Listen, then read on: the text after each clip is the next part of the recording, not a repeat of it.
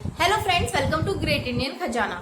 दोस्तों, अगर आप लोग फ्लाइट से सफर करने जा रहे हैं तो एक बात आप लोगों को बहुत अच्छे से समझ लेनी है। सभी स्टेट ने अपने हेल्थ प्रोटोकॉल रूल बनाए हुए हैं और ये जो हेल्थ प्रोटोकॉल रूल है वो सभी स्टेट के अलग अलग हैं।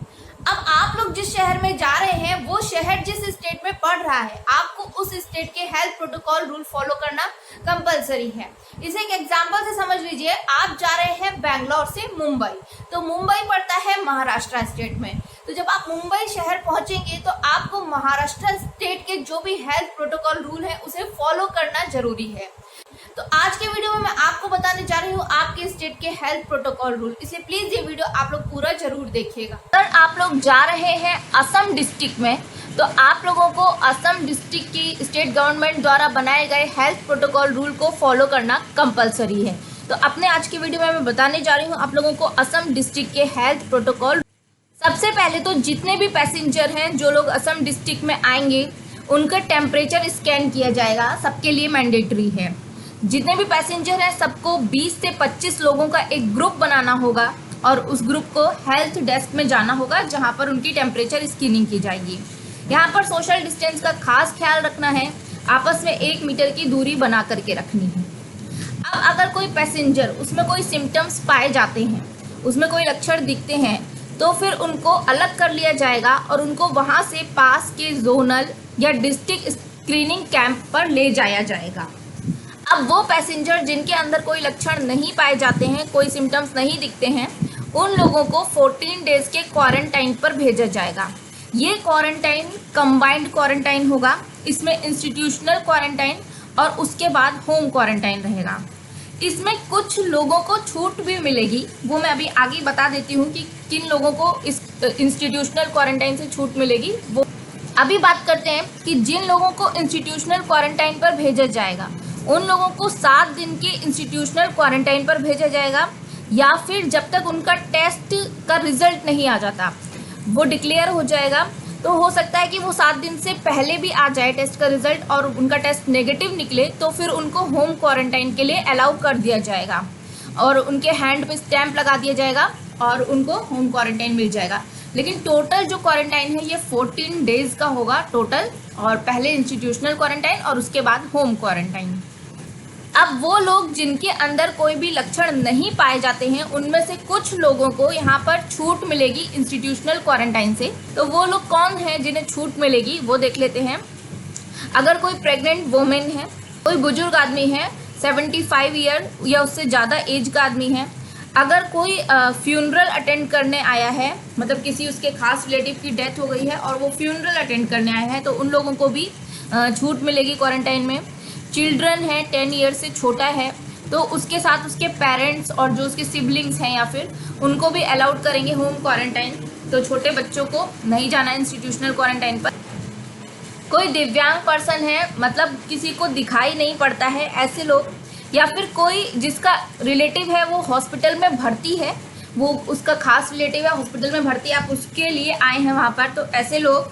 फिर ऐसे पेशेंट जिनको इस तरह की प्रॉब्लम है, कार्डियक प्रॉब्लम, किडनी कैंसर, उनका ट्रीटमेंट हुआ है, सर्जरी, ट्रांसप्लांट, ये सब हुआ है, तो ऐसे लोगों को इंस्टीट्यूशनल क्वारंटाइन में छूट मिलेगी और उनको डायरेक्ट होम क्वारंटाइन के लिए अलाउ कर दिया जाएगा।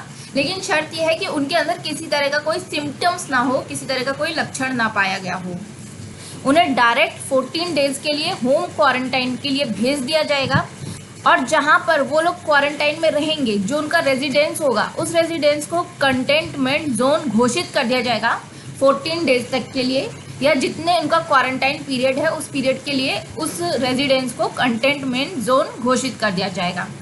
और उसके साथ ही साथ वो लोग जो असम स्टेट में आए हैं उसके 2 हफ्ते पहले उन्होंने मैंडेटरी जो 14 डेज क्वारंटाइन है वो ऑलरेडी पहले ही कंप्लीट कर चुके हैं, और इसके साथ उनका 7 डेज पहले तक उनका टेस्ट नेगेटिव आया है, वो लोग भी इंस्टीट्यूशनल क्वारंटाइन में उन्हें छूट मिलेगी। और वो लोग जिनका कोविड-19 टेस्ट नेगेटिव आया है और विद इन 3 डेज में आया है, जब वो असम स्टेट पहुंचे हैं उसकी 3 दिन के अंदर अंदर उनका टेस्ट नेगेटिव आया है, उन लोगों को भी यहाँ पर छूट मिलेगी। जो लोग इस कैटेगरी में आ रहे हैं, इस कैटेगरी के लोग हैं, उन लोगों को 10 डेज होम क्वारंटाइन में भेजा जाएगा और उनके हैंड में स्टैंप लगा दिया जाएगा और वो होम क्वारंटाइन पे चले जाएंगे। और जब वो लोग क्वारंटाइन पर रहेंगे तो जो उनका रेजिडेंस है, जहाँ पर वो लोग रह रहे हैं, उस जगह को, उस रेजिडेंस को कंटेनमेंट जोन बना दिया जाएगा। जो उनका क्वारंटाइन पीरियड है, जितने दिन के लिए वो क्वारंटाइन पर रहेंगे उतने दिन तक के लिए वो रेजिडेंस कंटेनमेंट जोन घोषित किया जाएगा। और अगर उनके अंदर कोई सिम्टम डेवलप होते हैं तो उनको 104 हेल्पलाइन नंबर पर इमीडिएटली सूचना देनी है। जो लोग इंस्टीट्यूशनल क्वारंटाइन पर जा रहे हैं उनके पास ऑप्शन रहेगा, वो चाहे तो गवर्नमेंट फंडेड फैसिलिटी में जा सकते हैं या फिर वो चाहे तो खुद सेल्फ पेड होटल्स में जा सकते हैं, खुद पेमेंट करके वो अपना होटल में जा सकते हैं। ये जो होटल हैं वो प्रोवाइड कराए जाएंगे जिन लोगों को इंस्टीट्यूशनल क्वारंटाइन पर जाना है उन लोगों को। अब जो लोग शॉर्ट ड्यूरेशन विजिटर हैं, मतलब बहुत कम टाइम के लिए वो लोग आए हैं, उनको भी क्वारंटाइन में छूट मिलेगी। तो आइए देखते हैं कि कौन सी कैटेगरी के लोग हैं जिन्हें क्वारंटाइन से छूट मिलेगी। लेकिन शर्त यही है कि उनके अंदर किसी तरह का कोई सिम्टम्स नहीं होना चाहिए। कोई भी व्यक्ति जो एक दिन के लिए असम स्टेट में आया है, रात में वो हॉल्ट नहीं करेगा, रात में नहीं रुकेगा सिर्फ, तो ऐसे लोगों को क्वारंटाइन से छूट मिलेगी। लेकिन यहाँ पर ये ज़रूरी है कि जो व्यक्ति आया है उसे स्ट्रिक्टली उसके लिए रूल है कि वो हाइजीन मेंटेन करे, सोशल डिस्टेंस फॉलो करे, जितने पीरियड वो असम में रहे वो सारे जितने भी प्रिकॉशन है वो सब प्रिकॉशन ले। अगर वो किसी रूल्स को तोड़ता है तो उसको क्वारंटाइन पर भेजा जा सकता है। कोई भी गवर्नमेंट ऑफ इंडिया या स्टेट गवर्नमेंट का अधिकारी जो ड्यूटी करने के लिए वहाँ पर आए हैं और अगर उनका नाइट हॉल्ट है तो उनको अलग से एकोमोडेशन प्रोवाइड किया जाएगा, जो गवर्नमेंट ऑफ असम द्वारा या गवर्नमेंट ऑफ इंडिया और एसोसिएटेड ऑर्गेनाइजेशन द्वारा उन्हें अलग से आइसोलेटेड एकोमोडेशन प्रोवाइड कराया जाएगा। मिलिट्री और पैरामिलिट्री पैसेंजर जो ऑफिशियल ड्यूटी की वजह से असम स्टेट में आए हैं उनको अलाउड होगा कि वो आने के बाद डायरेक्टली वो वापस जा सकते हैं और वापस जाने के बाद जो उनके कैंप होंगे वहाँ पर उनको क्वारंटाइन में रहना होगा। अभी ट्रांजिट पैसेंजर जो नॉर्थ ईस्टर्न स्टेट्स की तरफ ट्रैवल कर रहे हैं उनके लिए अलाउ होगा कि वो एयरपोर्ट से डायरेक्टली अपने डेस्टिनेशन स्टेट पे चले जाएं, उनके लिए कोई क्वारंटाइन नहीं होगा। यहाँ पर आप देख सकते हैं कि ट्रांसपोर्टेशन के क्या अरेंजमेंट रहेंगे, आप किस तरह से आ जा सकते हैं स्टेट में। तो जो स्टेट गवर्नमेंट है उनकी तरफ से दिन में 4 बार बस चलाई जाएंगी गुवाहाटी एयरपोर्ट से, जिनकी लोकेशन होगी lower Assam district, upper Assam district, north Assam district, और पैसेंजर इन सर्विस का इस्तेमाल कर सकते हैं जिसका उन्हें पेमेंट करना होगा। पैसेंजर ऑथराइज टैक्सी हायर कर सकते हैं, जो भी टैक्सी की डिटेल है, ड्राइवर की डिटेल है, उनको वो अंडरटेकिंग में देनी होगी और उनको डिस्ट्रिक्ट एडमिनिस्ट्रेशन में सबमिट करनी होगी ये डिटेल। पैसेंजर जो है वो अपनी प्राइवेट व्हीकल यूज़ कर सकते हैं, इस व्हीकल की डिटेल, ड्राइवर है तो ड्राइवर की पूरी डिटेल, ये सब उनको अंडरटेकिंग में देनी होगी और डिस्ट्रिक्ट एडमिनिस्ट्रेशन में ये सबमिट करनी होगी डिटेल।